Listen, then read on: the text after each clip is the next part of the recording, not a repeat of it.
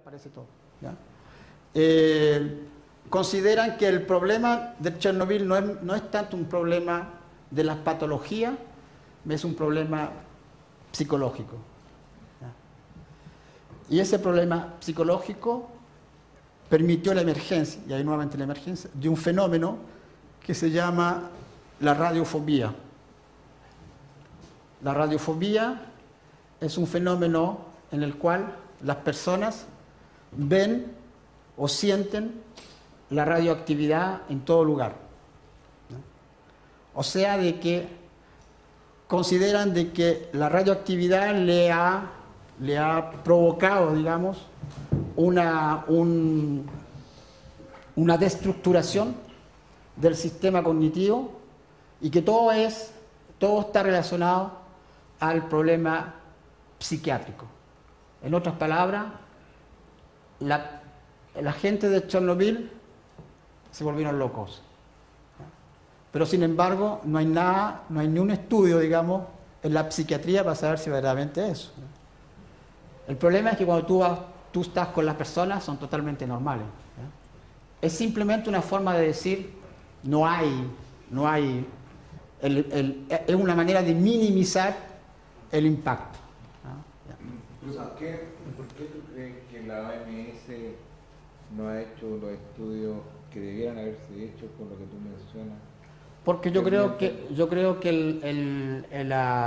el lobby del nuclear es muy fuerte, los intereses son muy grandes, ¿ya? No te olvides que la OMS es una institución que está prácticamente, son los países que dan dinero que los que mandan, ¿ya? Francia, Alemania, Japón, Estados Unidos. Ahí tenemos ya 4 grandes productores del nuclear,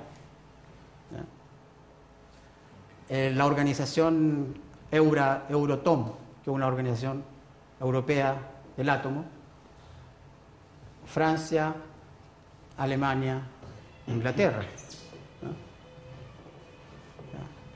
¿ya? La Organización Internacional del Nuclear, ¿ya? Quien la lleva, como se dice en Chile, son el lobby. No es una visión, no quiero que usted piense que es una visión simplista o anti, yo no soy anti, ¿ya? Pero todo concuerda con lo que sucede, ¿ya? ¿Por qué? Y una pregunta, ¿por qué la Organización Mundial de la Salud no tuvo la posibilidad de ir a los hospitales, como yo fui, ¿ya? En los lugares donde hubo el impacto, sacar los documentos, los archivos, sacar las fichas, ¿ya? Las fichas de las personas que fueron atendidas en el hospital en los 10 primeros años y hacer verdaderamente un estudio para saber cuál fue el nombre de personas, cuáles fueron las patologías de personas que fueron y cuál ha sido el seguimiento de esas personas posteriormente. Simplemente, yo digo, ¿por qué no siendo que tenían todas las condiciones de hacerlo? Yo estoy en esa ciudad aquí, yo estoy a 60 kilómetros de la central, o sea, una región que debería haber tenido toda la atención de las organizaciones internacionales, todas, ¿ya? Pero yo cuando converso con el director del hospital, hay cosas que no puede responder, digo, pero ¿cómo no me puede? Porque no tenemos la información. Pero la información te las tienen, es que no sabemos hacerlo. Nadie ha venido a hacerla. ¿Cómo nadie ha venido a hacerla? ¿Y dónde está la información? Está acá. ¿Usted me la puede sacar? Se la saco la información. Entonces yo comparo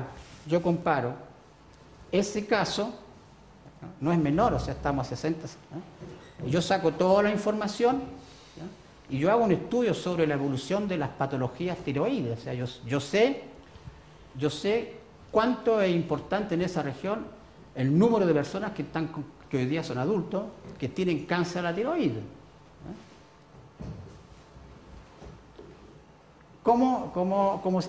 ¿Qué otra explicación se puede dar? ¿Que se olvidaron? ¿Que el gobierno no quiso, no querían? Siendo que para ellos era importante porque venía la ayuda externa, mucha ayuda externa. Entonces hay una dificultad, ¿ya?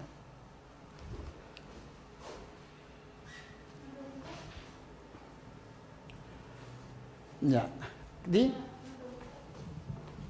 Esa falta de preocupación por el tema del seguimiento de los pacientes y las personas afectadas directamente, puedo ver de dos maneras.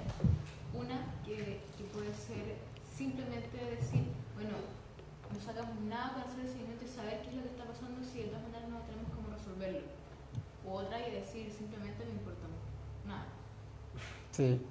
Pero las dos son malas, como... Sí, sí, estamos de acuerdo con Sí, que las dos son malísimas. pero creo que saber cuál de las dos es, o tratar de curar, no importa, porque si una persona sabe que está enferma, son personas, como usted dijo, que vienen del campo, entonces podemos asumir que tienen un cierto grado de ignorancia al respecto, como todas las personas que no somos médicos tenemos respecto del tema, ¿cierto?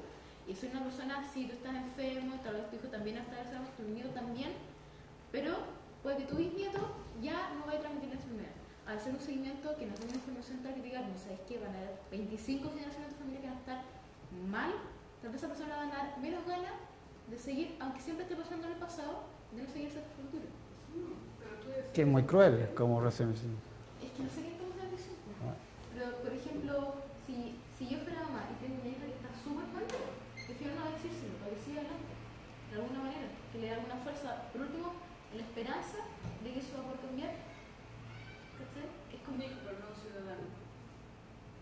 Pero se supone que debería establecerse una relación media parecida, ¿no? Ojalá que no. No. No, pero de... O sea, el papá del gobierno. No, yo tampoco, pero justamente hay que tener una relación de protección. O sea, yo no... Puede ser una hipótesis, pero yo creo que no es, o sea, no creo, o sea, no me puedo imaginar que sea en ese sentido que vamos a sacrificar una o dos generaciones. Mucha bondad de mí. ¿Ah? Mucha bondad de mí. Sí, o sea, no lo veo así, ¿ya? O si raciocinaron de esa forma, es terrible. Son dos generaciones, o sea, estamos hablando de... Son 60, 70 años. ¿Ya? Simplemente yo creo, por lo que yo puedo demostrar, es que no era bueno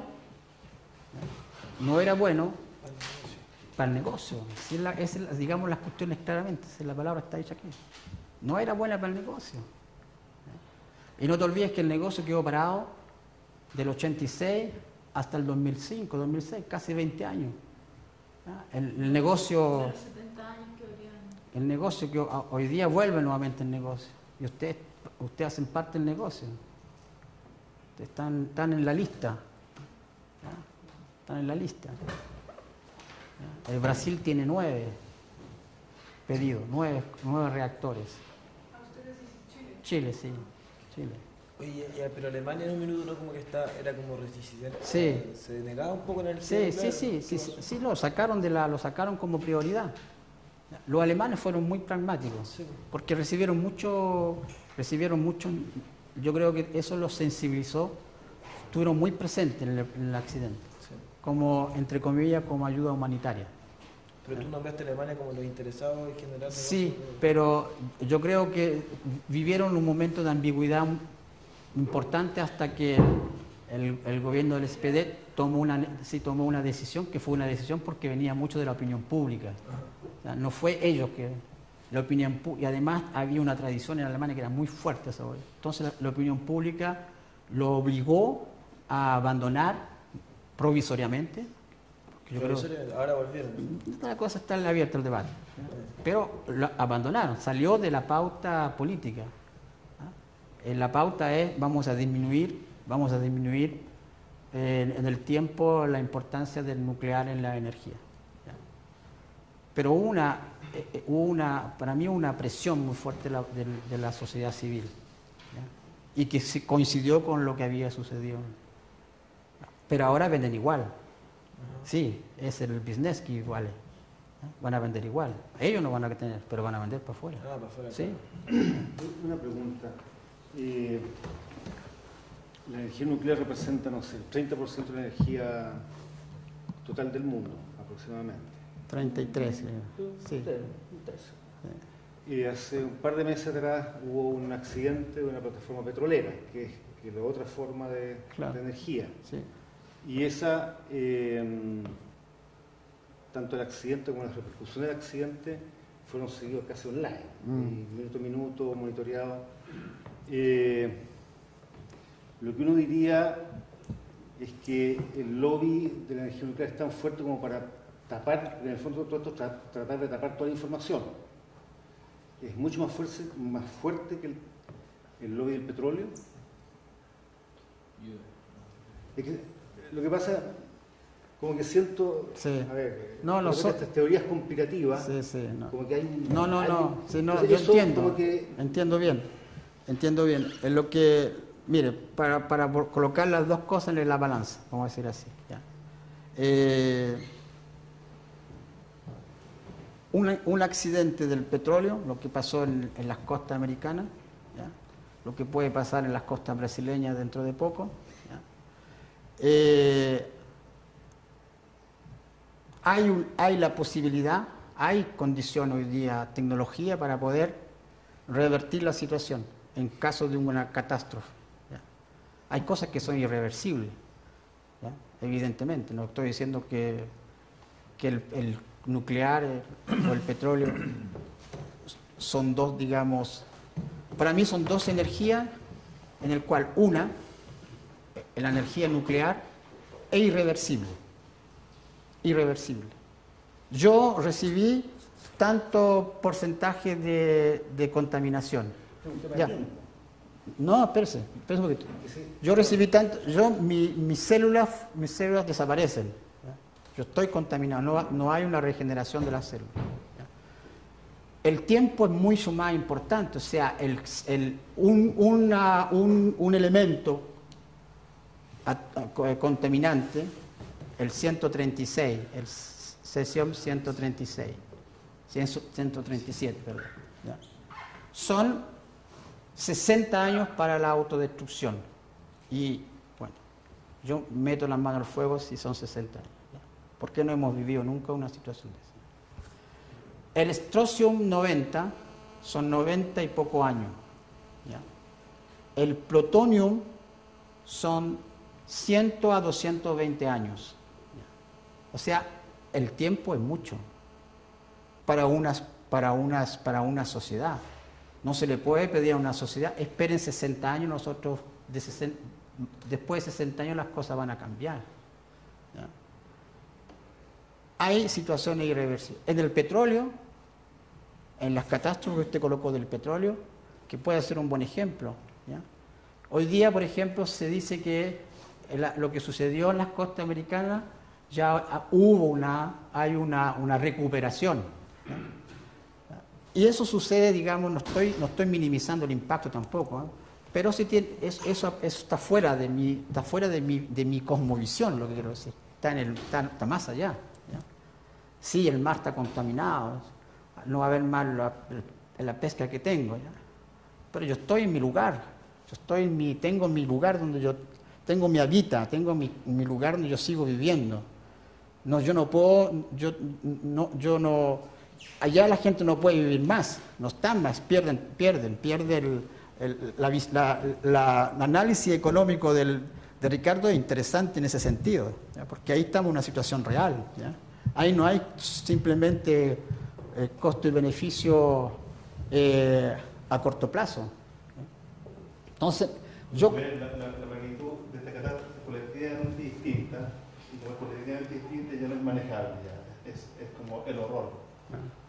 No hay buenos negocios que no alcancen. Es manejable, pero es manejable de otra visión, ¿ya? No es la misma catástrofe de un accidente de una plataforma petrolera, ¿ya? Es otra dimensión. Las consecuencias son otras. En la catástrofe petrolera se incendió la plataforma y murieron 3, 4 personas, 10 personas y purió, no sé, 20 kilómetros. Y llegan luego los barcos y tratan de parar y hay los contaminantes que vienen. Acá, si hay una explosión de otro reactor nuclear en Francia, son miles y miles de gente contaminada, miles, ¿ya?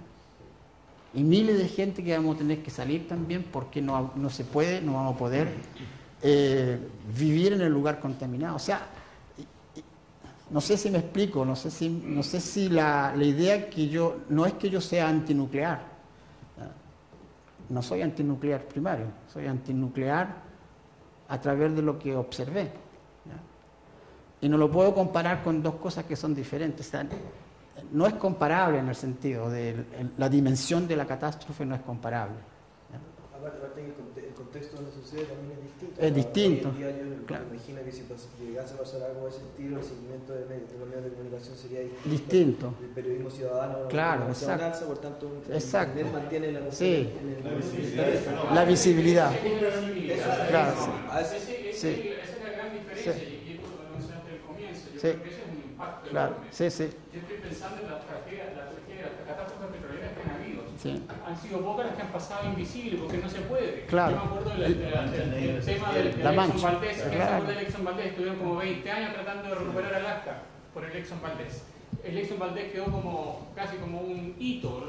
Creo que quedó ahí el barco, en fin. Entonces no lo pueden ocultar y eso es una cosa que desde el punto de vista del lobby es terrible porque esto es invisible. O sea, a menos que exista un mapa como el que nosotros vimos, Sí. pasa totalmente desapercibido porque, se murieron unos cuantos, sí, si tuvieron un cáncer, uno los puede como ocultar con ocultas una mancha de petróleo. Y eso es para desgracia del lobby petrolero, digamos, y para gracia del lobby nuclear, es invisible. Y aparte, imagínense, si hubiera ocurrido un accidente nuclear ahora, habrían 1 millón de documentales en internet ahora Sí. sobre eso, Claro. sobre gente que de partida tiene otros intereses para poder hacerlo. Claro. Sí, es más fácil, yo creo, descubrirlo. Ahora, no me cae duda que también tienen que haber habido 1 millón de intentos para encubrirlo del petróleo, Mucho. pero no se pudo, ¿no? Sí, lo que tú... Perdón, mi hipótesis es yo no sé si es más visible o más invisible, porque en el imaginario de la humanidad está Hiroshima, está, o sea, de manera mucho más potente que una explosión de petróleo. Por lo tanto, independiente que tú veas o no veas, hayas visto o no hayas visto, sea más visible o menos visible, porque eso visible es bien relativo, o sea, pero de alguna manera, y por algo estuvo 20 años, 30 años, no sé cuánto, la industria nuclear parada. O sea, no es tan así. O sea, a lo que voy es que yo creo que en este caso, o sea, mi punto fue esto de ver, o quería entender, a lo mejor estoy equivocado, pero una cierta teoría de la conspiración, que es tan potente el lobby de la industria nuclear que fue capaz de parar a la OMS. Yo no tengo nada a favor de la OMS, pero digo, porque yo creo que efectivamente se dio en una situación en la cual había todo un tema de cambio de régimen que era mucho más opaco. Sí. No tanto porque la OMS paró todo, sino porque había una situación mucho más opaca, mucho más difícil de acceder institucionalmente a información, Sí. que en el caso de, yo creo que si fuera hoy día, sin duda sería con un lobby de la industria nuclear mucho más fuerte, hoy día que hace 30 años atrás, cuando estaba en el suelo. Hace 30 años atrás la industria nuclear, o 20 años cuando fue que estaba en el suelo. Sí. Hoy día está más Sí. activa, pero por lo tanto yo no veo relación de causa-efecto ahí. O sea, siento que es un tema, pero no me queda muy claro que haya una teoría de la conspiración del silencio, porque, repito, para mí en el imaginario de la humanidad está Hiroshima, Nagasaki metido, por lo tanto cualquier cosa de repente, al tiro uno se imagina una estación nuclear, 300 bombas explotando y con todo el impacto que eso tiene, y las imágenes, uno puede no ha visto ninguna imagen de Chernobyl, pero ha visto millones de películas. Que no hay imagen de Chernobyl. Por eso no importa, da lo mismo. Pero uno vio todas las películas que han pasado sobre Hiroshima y por lo tanto en el inconsciente uno toma prestadas las imágenes de Chernobyl que no vio nada y se imagina, sea cierto o no sea cierto, pero es más o menos parecido. Claro. Entonces, no, en definitiva, más que creo que no veo una razón de causalidad entre el lobby nuclear y que haya parado a la OMS. Yo creo que hay otras razones. Yo creo que lo que llama la atención es que la OMS hoy en día no tome cartas en el asunto para poder, porque ya viene un auge de la energía atómica, por tanto que no tome cartas en el asunto para poder conservar, limitar, qué sé yo, de hacerlo de la mejor manera posible. Porque sin embargo, como fue un hito histórico, una organización internacional, o lo que uno espera como ciudadano de una organización internacional, es que siempre tenga los temas principales sobre la mesa. Y me imagino que no es un tema vago, siendo un tercio de la energía lo que se necesita, lo que se hace hoy en día nuclear. Entonces eso es lo que llama la atención. Y probablemente yo creo que hay de todo un poco. No creo que haya una mala intención ni una conspiración gigante, pero tampoco creo que no haya lobby. O sea, de partida, como conocer a, no sé, lobby hay en todos lados. ¿Cómo sabes que la OMS no hace nada? No, está diciendo él como el trabajo como que se diese a derecho que no se hizo. Y que ahora incluso se puede hacer de nuevo, pero tampoco se hace. Sí, no lo digo, lo confirmo. Una información es muy simple, o sea, ¿cómo es posible que en Francia, ¿ya? Cuando hubo es una anécdota, pero que una anécdota que ustedes se van a reír de la anécdota. O sea, el responsable de la protección civil en Francia, cuando ya era real que la nube había atravesado una parte importante de Europa, que había mucha inquietud, ¿no? Una autoridad máxima es el representante de la protección civil, que como por acaso viene del organismo nuclear, ¿no? Va a la televisión y dice que de todas maneras pueden dormir tranquilos, puesto de que la nube de Chernobyl paró exactamente a la frontera francesa.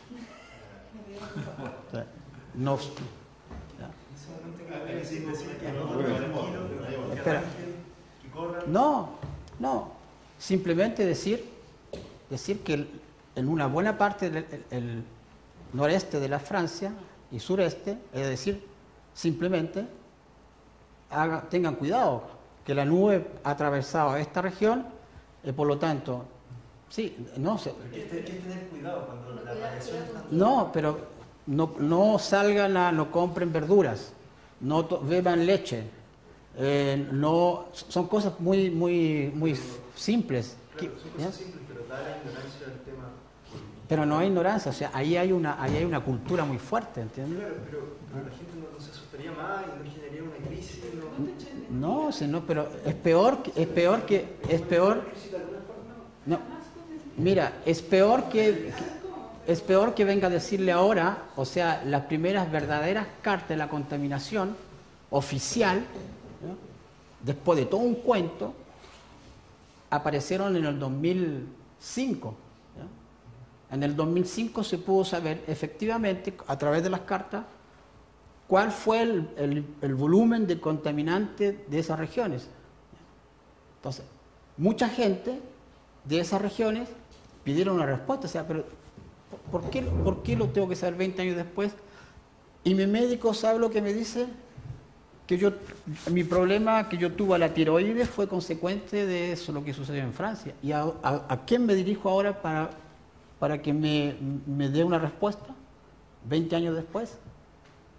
No, estamos en una sociedad democrática, no estamos en un sistema dictatorial, por lo menos en Europa, hasta ahora. Entonces tenemos la necesidad de tener la información, ¿ya? Entonces yo creo que eso, y no es una cuestión de darle más miedo, o sea, yo creo que la cuestión del miedo es un tema, es un cuento que ellos se lo pasan, ¿ya? Para no que la población tenga miedo mejor, pero no, o sea, la población es adulta, estamos...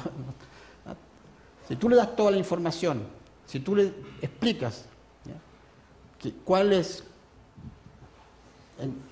Yo creo que la gente tiene otro comportamiento. Es mucho mejor tener la información, ¿ya?, que no tenerla. Pero por ejemplo, todos sabemos que todas las tonteras que tienen colorantes, no sé qué, son cancerígenos. Por favor, que levanten la mano el que nunca consume eso. Nunca. Depende. Pero es una excepción. No, es mi decisión.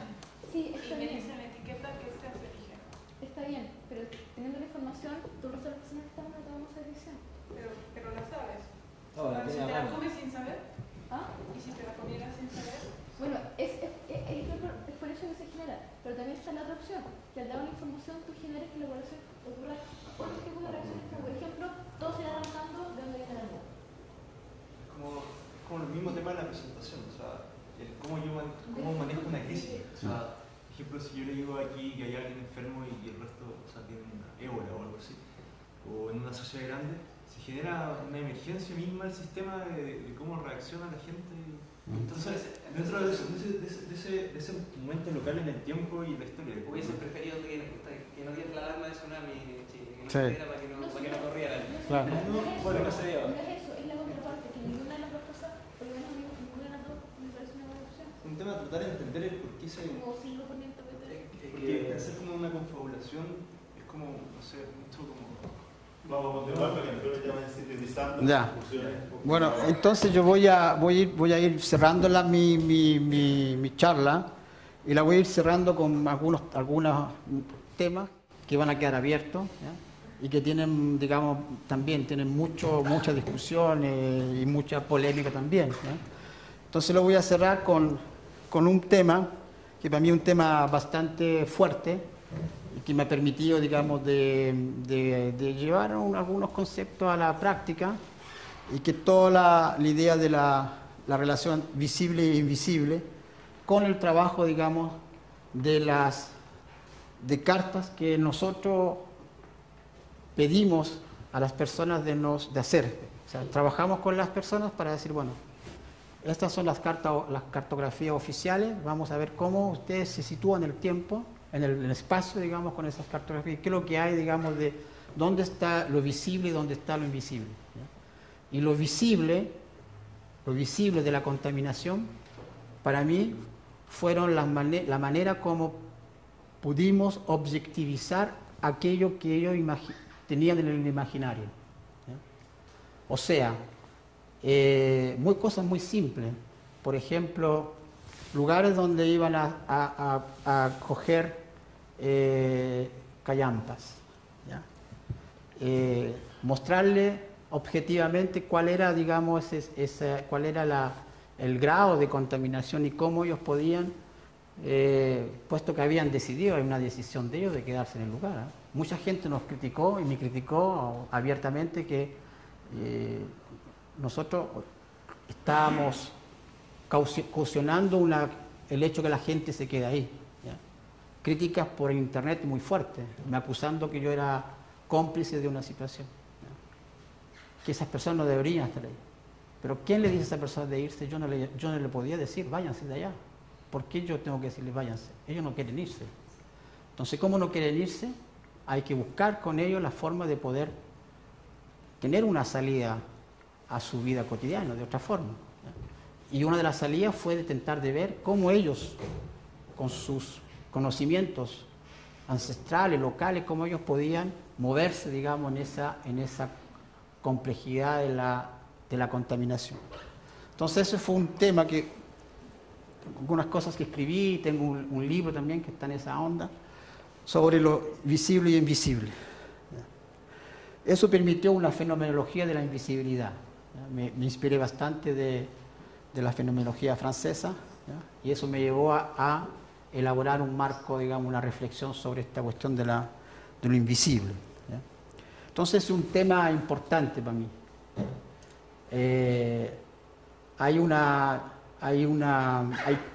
No hay mucha literatura sobre el impacto, digamos, estoy hablando del nuclear, no hay mucha literatura sobre cómo manejar, digamos, la invisibilidad, ¿ya? Esto es una literatura en ciencia humana, ¿no?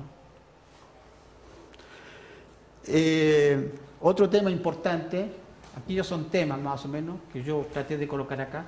Otro tema importante es efectivamente en la ciencia humana traer la complejidad social, ¿ya? Cómo con las nociones que uno utiliza, cómo se puede efectivamente caracterizar esta complejidad social en ese sistema y que sirve para otras cosas, no sirve solamente para esa región, para esa situación, ¿ya? Después yo la puedo llevar a otro lugar, ¿ya? Evidentemente siempre contextualizada en el lugar, ¿ya? Y en la situación. Evidentemente eso da mucha literatura y mucha reflexión a toda la relación entre percepción y representación. ¿Cuándo es percepción y cuándo es representación? Son dos cosas totalmente diferentes. La percepción y la representación no son iguales, ¿no? Y último tema, evidentemente, es la conciencia. Eso me llevó a una reflexión bastante filosófica, digamos, a tratar de ver cómo se construye una conciencia que yo llamo la conciencia de la catástrofe, ¿no? Y principalmente la conciencia en una situación extrema. ¿Cómo se construye? ¿Cuáles son los elementos que permiten esa construcción de la conciencia? Estoy convencido que un elemento importante, y por eso que el tema que tú colocas me interesa también como discusión, estoy convencido que la conciencia es, la construcción de la conciencia es a través del conocimiento. Tú das más información, tú muestras, tú permites que la persona se informen con todos los conocimientos que tú les puedes dar. Yo creo que eso te permite de construir una conciencia para poder enfrentar una situación. Si tú le escondes, si tú no le das, yo creo que ahí hay un problema serio, ¿ya? No solamente un problema de ética, pero hay un problema. Las personas no pueden tomar conciencia de una realidad, ¿ya? Entonces ese es un tema grande que tiene un impacto muy grande, muy importante, porque después ese mismo tema lo sitúa en otros contextos. La conciencia ecológica, la noción de conciencia y la construcción de la conciencia, a través de este proyecto, de esta investigación, 10 años, me permitió a teorizar sobre la conciencia en el real, la complejidad del real. Bueno, eso está relacionado con el invisible e invisible, ¿ya?